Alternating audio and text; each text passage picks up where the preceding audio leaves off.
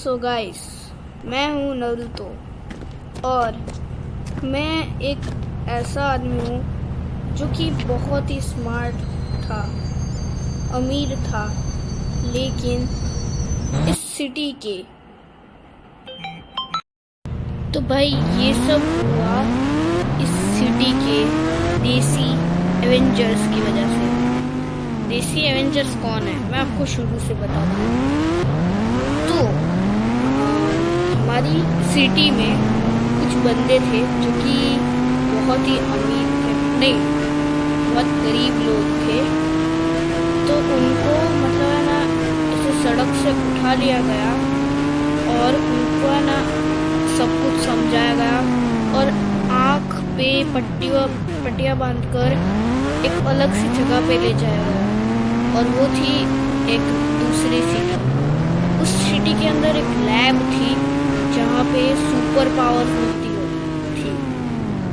तो उसमें कितने बंदे थे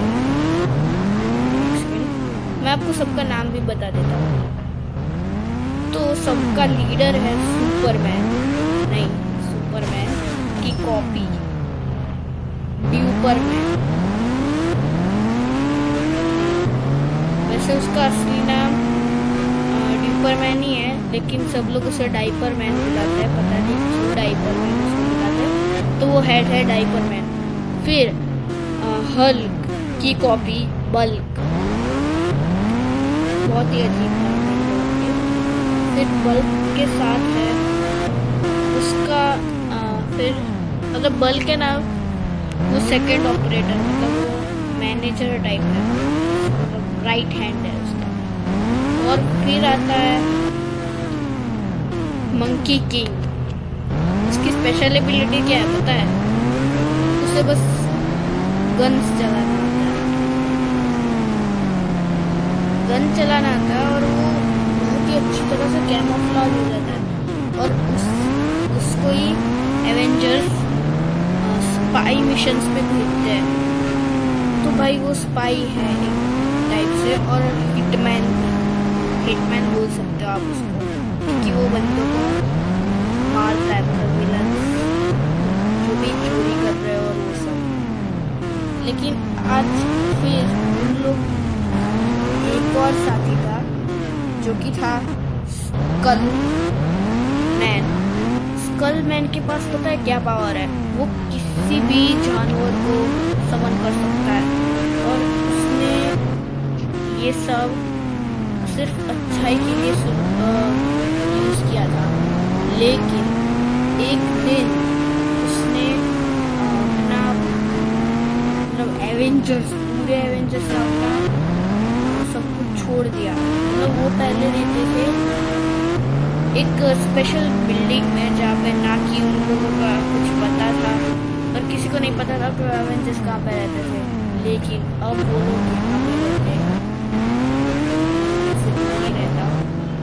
गाइस आप देख सकते हो वही है उनका टावर और वो पता है क्या है? मेरा घर है। ये सब पता है कब से शुरू हुआ उनका गंदा बनना? जब सब लोग उनको ना गरीब बुलाने लगे, क्योंकि सबको लगता था कि वो किसी रोड पे भिखारियों की तरह रहते होंगे, इसलिए सबने उनको भिखारी बोलना शुरू कर दिया, गरीब ऐसे बोलने लगे। और उन लोगों ने सिटी के सबसे अमीर आदमी नहीं बल्कि सिटी के सबसे 10th अमीर आदमी जो कि मैं था, उसका घर ले लिया। हड़प के पैसे से नहीं, हड़प के लिया था, क्योंकि वो है ना गवर्नमेंट की तरफ से फ्री में काम करते थे, उनको मतलब पैसा नहीं मिल रहा था। तो वो ऐसा करके उन लोगों ने हड़प लिया मेरा घर। और मैं अगर कुछ बोलने भी जाता, पुलिस को कंप्लेन करने भी जाता, तो अगर मैं पुलिस को कंप्लेन करने जाता तो मुझे दूसरे ही दिन मार डालते। मतलब सुपरमैन के पास लेजर्स है, वो उड़ सकता है। और पता नहीं मैं आराम से ऐसे फुटपाथ पे चल रहा हूँ, अचानक से मंकी किंग ने अगर मेरे सर पे स्नाइपर से हेडशॉट मार दिया, या फिर मेरे पीछे समझो कल को एक टीरेक्स पड़ गया, या फिर बल्क ने मुझको कुचल ही दिया पूरा, तो मैं क्या कर सकता हूँ। इसलिए मैं अभी तक चुप बैठा हूँ और पुलिस में कंप्लेन करने की मैंने हिम्मत भी नहीं की है। और ये देखो उन लोगों का घर, और उन लोगों ने पता है क्या किया है, मेरे घर पे तो अलग से उन लोगों ने टायर बनाए हैं, वहाँ पे रहते हैं, वो डिस्कशन वहाँ पे करते हैं सिटी को कैसे, ओ बाप रे नहीं जा सकता अंदर। और वो टावर है ना, उन लोगों ने असली एवेंजर्स है जो कि उनका रेप्लिका बनाया है, मतलब कॉपी की है, मिनिएचर तो नहीं है लेकिन उस टावर के हिसाब से मिनिएचर। और लोगो भी लगा दिया, जो भी रियल एवेंजर्स का लोगो है, उन लोगों का लोगो तो आप देखोगे ना तो आप हंस पड़ोगे, लेकिन उन लोगों ने चेंज कर दिया है, अब वो रियल एवेंजर्स का लोगो लगाते हैं।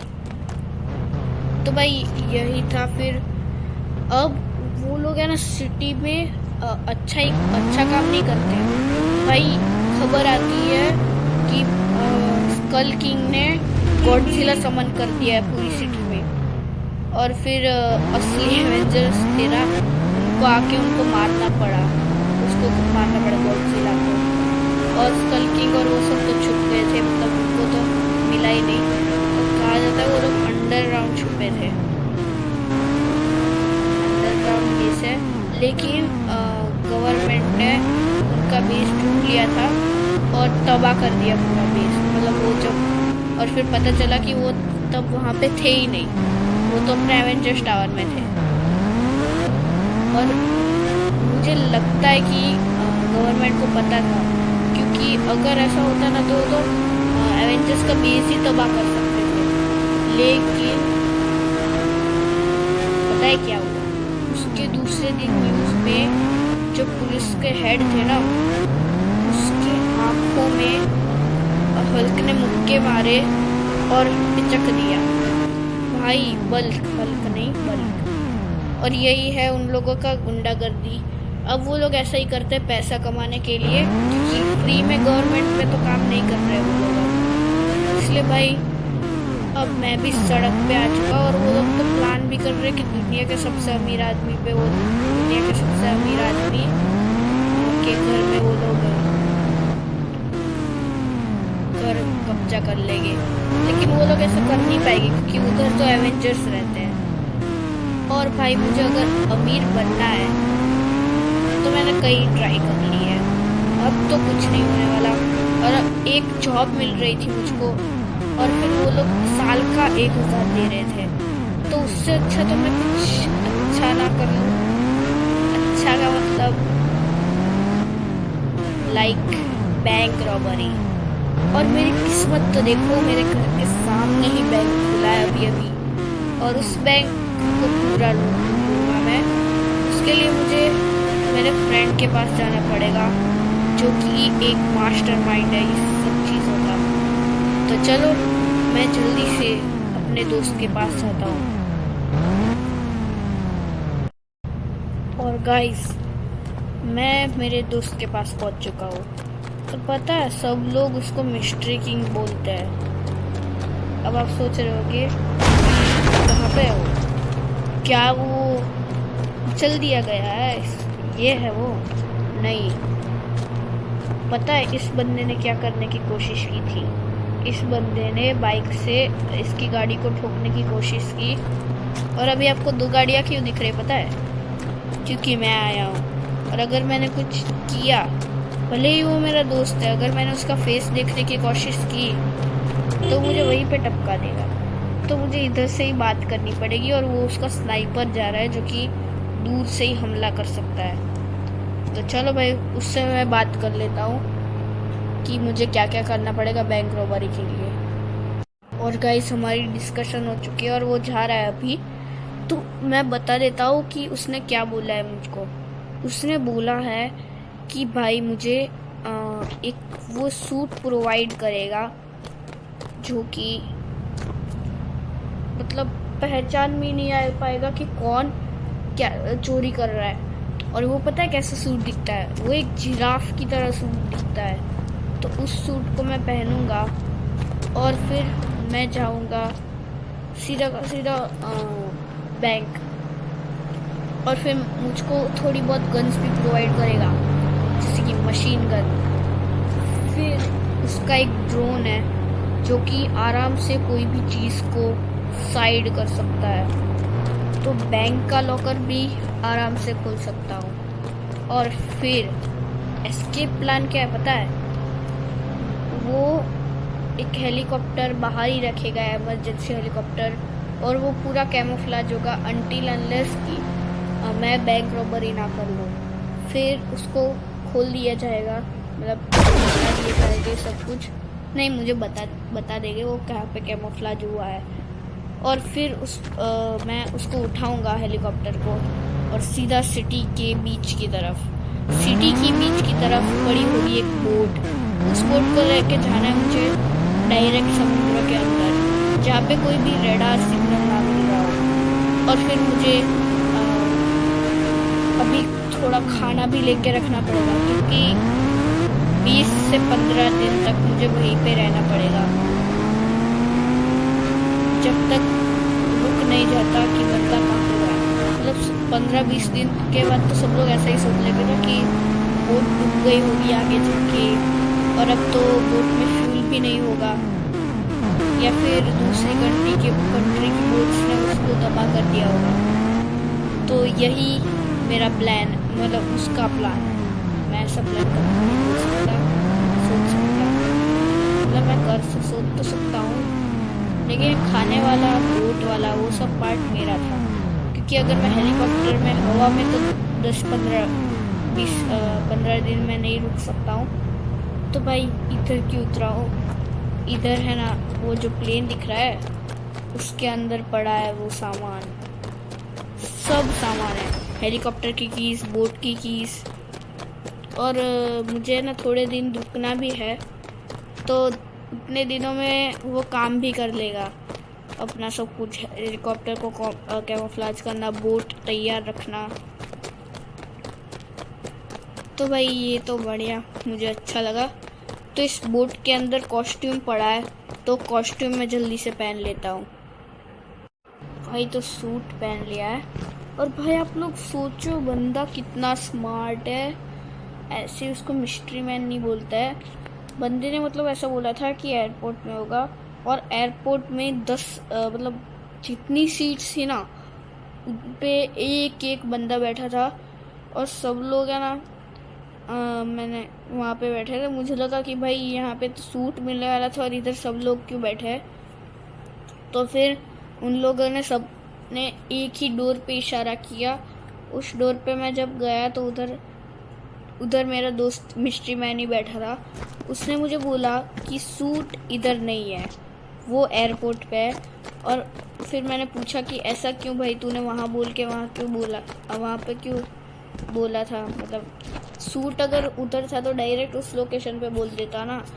लेकिन तो उसने बोला कि मैं ऐसा इसलिए नहीं कहना चाहता था क्योंकि वहाँ पे अगर कोई और ने सुन लिया होगा, मतलब जैसे कि मंकी मैन, वो स्पाई की तरह कहीं भी हो सकता है, इसलिए उसने मुझे इधर बुलाया और एयरपोर्ट के अंदर बोला कि वहाँ पे सूट है।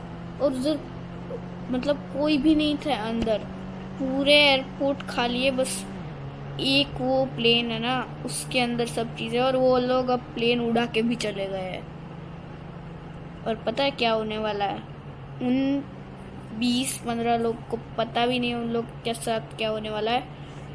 जो मिस्ट्री मैन है उसके पास तो है पैराशूट, वो कूद जाएगा और सारी इंफॉर्मेशन उसके पास ही रहेगी। जितने भी बंदों के पास इंफॉर्मेशन थी वो सब मारे जाएंगे। ऐसा क्यों? क्योंकि सब ब्लास्ट हो चुका है अभी तक तो प्लेन, भाई मैं अब बात कर रही होगी ना, प्लेन तो क्रैश भी हो चुका होगा और वो आराम से कहीं पे निकल के चला गया होगा। और एक सेकंड मैं तो आपको पूछना ही भूल गया कि भाई ये सूट कितना बढ़िया है, मैं पता ही नहीं चल रहा मैं कौन हूँ। तो भाई चलो मैं ना उसको फ़ोन करता हूँ और बोलता हूँ कि मिशन कंप्लीट हुआ, और उसको बोलता हूँ कि भाई तू जल्दी से सब प्लान को वापस से बता दे, क्योंकि मैं भाई अच्छे से मैं करना पड़ेगा मुझे सब कुछ। और गन्स भी तो लेनी है, लेकिन गन्स तो मुझे मिल गई, उधर पे ही पड़ी थी। तो चलो भाई। और भाई मैंने उससे सारी बात कर ली है, कॉल एंड हो चुका है। और अब चलो, उसने मुझे वापस से प्लान बता दिया है और मुझे ऐसे ही जाना है। तो चलो, उसने अपना ड्रोन भी रेडी कर दिया है। वो ड्रोन है ना, पता है किधर है? ये पुलिस स्टेशन के ऊपर। तो भाई वो ड्रोन उधर ही है। तो चलो भाई फटाफट से है ना, मैं बैंक की तरफ चलता हूँ। सो गाइस, मैं एकदम रेडी हूँ और चलो फटाफट से पिस्तौल निकाल के तुरंत उधर चलते हैं। और भाई ये बंदा बच गया है, ये बंदा अभी अभी निकला है और होपफुली ये जिंदा बच गया है। पता है आपको क्या होने वाला है जब मैं बैंक रॉबरी पूरी करूँगा? पूरी जगह ब्लास्ट होने वाली है। ऑलरेडी स्टिकी बॉम्ब्स लग चुके हैं। So okay guys, I am ready. और चलो फटाफट से चलते हैं। सफरीज, कोई भी हिलना मत, इधर से किसी को भी नहीं जाना है। अभी वो ड्रोन आके दरवाजा बंद कर देगा। निकलने की कोशिश नहीं करनी है, दूर हटो सब लोग। सब लोग भागने की कोशिश कर रहे हैं, तो सही रहेगा कि मैं सबको उड़ा दूं।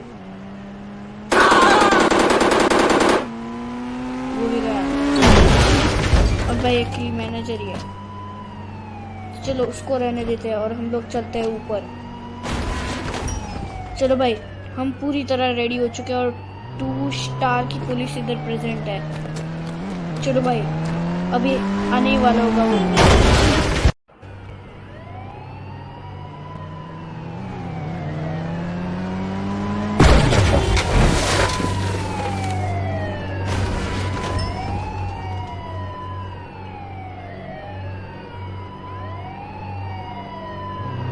ओके गाइस, ड्रोन रेडी हो चुका है और अब ये हटा दे रहा है सब कुछ।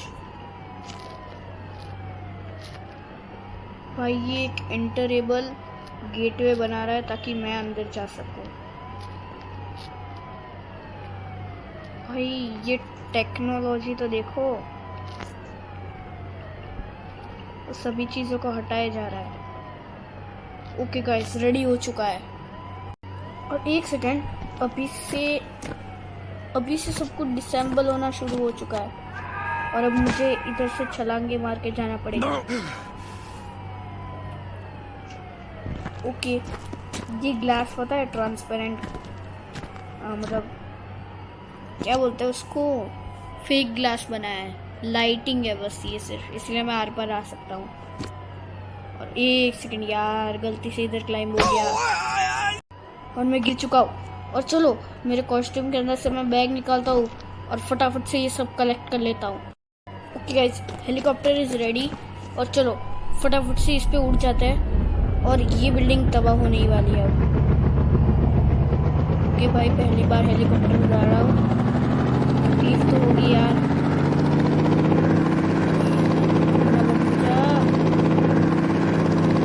बीच के साइड इधर है भाई, मैं इसको उड़ा के आपको वहाँ पे पहुँच के ही मिलता। ओके गाइस, तो हम लोग पहुँचने वाले हैं और चलो पहुँच गए हैं और इधर उतरते हैं। और चलो जल्दी से, अब बोट आती होगी और भाई पता है क्या होने वाला है? जो बोट लेके आ रहा है ना, वो बोट तो देगा लेकिन उसके साथ उधर ही अपने सिर पे गोली मार देगा। क्योंकि अगर वो ऐसा नहीं करता है ना, तो लेटर ऑन उसको मिस्ट्री मैन ही मार डालेगा। तो चलो उस बंदे को फ़ोन करता हूँ। ओके गाइस, तो थोड़ी वेट के बाद हमारी बोट आ चुकी है और इस पर फटाफट से बैठते हैं और चलो इसको भगाते हुए चलते हैं डायरेक्ट